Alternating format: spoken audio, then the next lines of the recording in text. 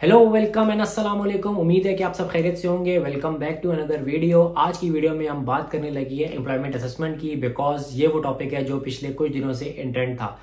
अब सबसे पहले बताता चलूं कि स्किल असेसमेंट और एम्प्लॉयमेंट असेसमेंट दो डिफरेंट चीजें हैं। Skill assessment is basically assessment of your relevant qualification. For example, अगर आपने सिविल इंजीनियरिंग की है, मैकेनिकल की है, इलेक्ट्रिकल की है, जो भी डिग्री आपने की है, आप उसको ऑस्ट्रेलियन असेसिंग बॉडी से असेस करवाते हैं। तो ये होती है बेसिकली स्किल असेसमेंट। लेकिन एम्प्लॉयमेंट असेसमेंट होती है आपने जो भी काम आउटसाइड ऑस्ट्रेलिया के, रिगार्डलेस दुनिया के किस कोने में आपने काम किया है, अगर तो आप अपना वो काम जो आपने किया है आप ऑस्ट्रेलियन इक्विवेलेंसी के अगेंस्ट असेस कराना चाहते हैं, तो उसके लिए एम्प्लॉयमेंट असेसमेंट चाहिए होती है।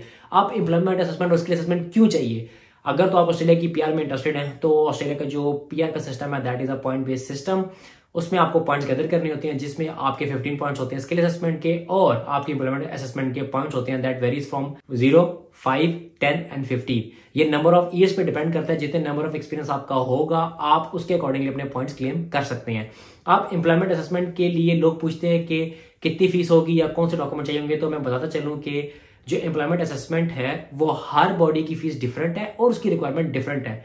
बट जो बेसिक डॉक्यूमेंट है जो हर असेसिंग बॉडी को चाहिए होती है, उसमें आपके टैक्स डॉक्यूमेंट्स आते हैं, आपके एम्प्लॉयमेंट कॉन्ट्रैक्ट्स आते हैं, आपके एम्प्लॉयमेंट लेटर्स आते हैं। जो पे स्लिप्स होती हैं वो ऑप्शनल होती हैं। अब लोग एक और चीज को लेकर परेशान है या वो सवाल करते हैं कि मैंने तो कैश पे जॉब की थी, तो क्या मैं अपनी एम्प्लॉयमेंट असेसमेंट करा सकता हूँ? बिल्कुल आप करा सकते हैं, लेकिन उसके लिए आपको रेलेवेंट लेटर्स और रेलेवेंट डॉक्यूमेंटेशन चाहिए होगी। अगर तो आप रेलेवेंट डॉक्यूमेंटेशन प्रोवाइड कर सकते हैं तो रिगार्डलेस अगर आपने कैश में भी जॉब की है तो आपका वो वाला एक्सपीरियंस असेस हो जाएगा।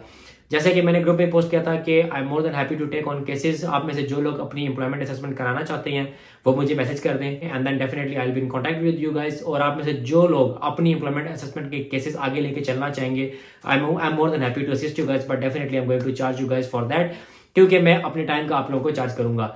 Moving on. अब फॉर एग्जांपल, अगर मेरा 3 साल का एक्सपीरियंस है आउटसाइड ऑस्ट्रेलिया, तो मुझे उसके कितने पॉइंट मिलेंगे? मुझे उसके 5 पॉइंट्स मिलेंगे अगर मेरी असेसिंग बॉडी ने पूरे 3 साल असेस कर लिए। यहाँ ऐसा भी होता है, फॉर एग्जांपल अगर आपने 3 साल असेस करवाने के लिए दिए हैं तो उसमें से हो सकता है 2 साल 10 महीने असेस हो जाए, लेकिन 2 महीने वो असेस ना करें। वो 2 महीने इसलिए असेस नहीं होंगे क्योंकि वो कहेंगे कि जो आपने जॉब की है that is not closely related to your occupation, इसलिए हम ये 2 महीने निकाल रहे हैं। अदर देन दैट जो आपकी बाकी 2 साल 10 महीने वो हमने असेस कर लिए, इस केस में मुझे 0 पॉइंट मिलेगा। और इसी तरह अगर आपके 5 साल के एक्सपीरियंस असेस करवा लेते हैं तो आपको 10 पॉइंट मिलेंगे। और अगर आपका work experience more than 8 years है और वो पूरे का पूरा असेस होता है तो आपको उसके 15 पॉइंट मिल जाएंगे। तो ये पॉइंट्स बहुत क्रिटिकल होती हैं अगर आप ऑस्ट्रेलिया की इमिग्रेशन में इंटरेस्टेड है और अगर आपको पॉइंट बेस्ड सिस्टम का आइडिया है and you are following Australian immigration for last few months. और अगर आप मुझे कुछ टाइम से फॉलो कर रहे हैं तो आपको पता चल चुका होगा कि जो 5 पॉइंट्स दिए उसकी कितनी ज्यादा वैल्यू है ऑस्ट्रेलियन इमिग्रेशन के लिए।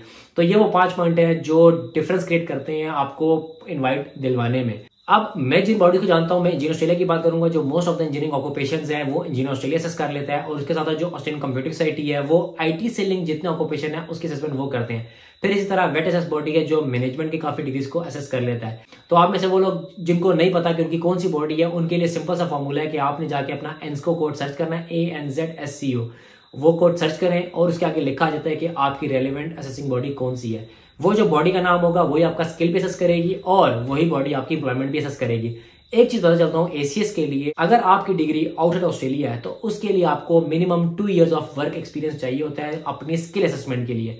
फॉर एग्जाम्पल, अगर मैंने कंप्यूटर साइंस की डिग्री की है और मैं अपनी स्किल असेसमेंट कराना चाहता हूँ साथ एम्प्लॉयमेंट असेसमेंट और मेरा 5 साल का एक्सपीरियंस है, तो जब अपनी मैं फाइल लॉन्च करूंगा तो ACS 5 में से 2 साल डिडक्ट कर लेगा, जिसके ब्याह पे मुझे स्किल असेसमेंट देगा और फिर मेरे 3 साल असेस करके मुझे 5 पॉइंट क्लेम करने देगा। जबकि इंजीनियर ऑस्ट्रेलिया के केस में अगर मेरी सिविल इंजीनियरिंग और मेरा 5 साल का एक्सपीरियंस है तो मैं अपनी डिग्री सबमिट कराऊंगा, स्ट्रेट अवे मुझे स्किल असेसमेंट मिल जाएगी। और जब 5 साल की एम्प्लॉयमेंट असेसमेंट के लिए फाइल डालूंगा तो मुझे 5 साल की एम्प्लॉयमेंट असेसमेंट मिल जाएगी, which means I got 10 points. तो ये थोड़ा सा फर्क है इंजीनियर ऑस्ट्रेलिया में और ACS में। इसी तरह जो वेट असेस है उसकी भी अपनी रिक्वायरमेंट्स है। हर बॉडी की अपनी वेबसाइट के ऊपर पूरी रिक्वायरमेंट्स है कि कौन कौन से डॉक्यूमेंट्स उनको चाहिए फॉर एम्प्लॉयमेंट असेसमेंट। तो अगर आप वो सारे डॉक्यूमेंट प्रोड्यूस कर सकते हैं तो you guys can easily go for employment assessments. But as I said कि अगर आप लोगों को कन्फ्यूजन और कोई क्वेरीज है, you are more than welcome to reach out to me. मैं आप लोगों की मदद करने के लिए रेडी हूँ डेफिनेटली, क्योंकि मैं बहुत सारे अपने फेलोज की असेसमेंट्स करवा चुका हूं, so I know how to deal with different assessing bodies. यहाँ पे एक चीज बताना बहुत जरूरी है, ये वो गलती है जो बहुत ज्यादा लोग कर रहे हैं या करने की सोचते हैं और वो डिस्कस करते हैं, तो मैं उन्हें मना करता हूँ कि ये उन्होंने नहीं करना। लोग क्या करते हैं, फॉर एग्जांपल अब आपने अपनी यूआई लॉन्च कर दी और आपकी स्किल असेसमेंट आ चुकी है लेकिन आपने अपनी एम्प्लॉयमेंट असेसमेंट नहीं करवाई। आप जब अपनी ईओई में अपना वर्क एक्सपीरियंस डालेंगे और फॉर एग्जांपल वो 3 साल से ज्यादा का है तो ऑटोमेटिकली ईओई में उसके पॉइंट्स ऐड हो जाएंगे। जब आपको इनवाइट आएगा और आपको कहेंगे डॉक्यूमेंट सेंड करें तो आप अपने डॉक्यूमेंट सेंड करते हैं। अब जो लोग एम्प्लॉयमेंट असेसमेंट नहीं करवाते वो कहते हैं कि हम अपने डॉक्यूमेंट्स होम अफेयर्स को भेजेंगे और वो हमारे डॉक्यूमेंट्स वेरीफाई करके बता देगा कि हमारा एक्सपीरियंस रेलेवेंट है या नहीं। उस चीज से आप जितना बच सकते हैं बचें, क्योंकि अगर होम अफेयर्स को आप डॉक्यूमेंट भेजेंगे तो केस ऑफिसर जो है वो मैं कहूंगा कि उतना स्पेशलाइज नहीं है जितनी असेसिंग बॉडी स्पेशलाइज होती है एक चीज को असेस करने के लिए।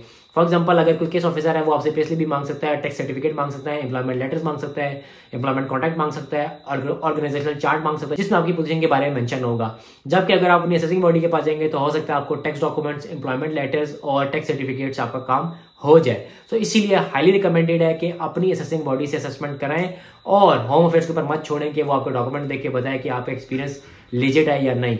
बिकॉज अगर आप होम अफेयर्स के ऊपर चीज छोड़ेंगे, फॉर एग्जांपल आपने 3 साल का एक्सपीरियंस क्लेम किया है और अगर केस ऑफिसर ने वो 3 साल में से 6 महीने निकाल दिए तो आपके जो 5 पॉइंट है वो चले जाएंगे और आपका जो इनवाइट है वो इनवैलिड हो जाएगा। इस तरह के 2-3 केसेस मैंने पिछले साल में देखे हैं। इसीलिए मैं हर किसी को रिकमेंड करता हूँ कि कोशिश करें कि अपनी रेलेवेंट असेसिंग बॉडी से असेसमेंट करा के अपनी ईओईज में अपना एक्सपीरियंस डालें और वो एक्सपीरियंस डालें जो आपकी बॉडी ने असेस किया है। बिकॉज अगर एक बॉडी ने आपका एक्सपीरियंस असेस कर लिया है तो डेफिनेटली दूसरी बॉडी उसको इजीली एक्सेप्ट कर लेती है। But there is still a likely chance कि जो केस ऑफिसर है वो असेसमेंट लेटर के साथ आपसे मजीद डॉक्यूमेंट्स मांग सकता है। सो ये थी मेरी वीडियो एम्प्लॉयमेंट असेसमेंट के ऊपर। If you still have any question you are more than welcome to leave that in comments. मिलते हैं अगली वीडियो में। टिल देन टेक केयर, अल्लाह हाफिज।